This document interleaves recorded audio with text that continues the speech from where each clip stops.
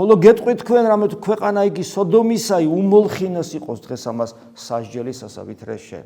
ანუ ის ადამიანი, იმ ადამიანთა ჯგუფი და დაგვიფაროს უფალმა და მთელი, რომელიც ქრისტეს ზურგში აქცევს, რომელიც მასთან მრავალი საუკუნე იმყოფება ეკლესიის სახით. ასეთი ადამიანები რო წარსდგებიან ღვთის სამსჯავროზე, სოდომელებზე და გომორელებზე, ანუ ამ უკიდურეს ცოდვაში ჩაძირულ ადამიანებზე უარეს მდგომარეობაში აღმოჩნდებიან. გესმით რა შეასაბამება? ხედავთ, აი ცოდვის არსი. ანუ ჩვენ გქონია რომ ცოდვა არის რაღაც საშნელებას რო იზავდა. იმას დიდი ცოდვა შენთან მოსული ქრისტე ვერ დაინახო, უბრალოდ არ არსებობს. გესმით? აი ეს არის ძალიან მნიშვნელოვანი. რატომ რომ ჩვენ გვახსოვდეს რომ ჩვენ ახლა არა ვართ სოდომელები და ასე შემდეგ და ვცდილობთ რომ ზნეობრივად ვიცხოვროთ, მაგრამ თუ ჩვენ გულმა საბოლოო ჯამში ქრისტე უარყო, ჩვენ უფრო უარეს მდგომარეობაში აღმოჩნდებით.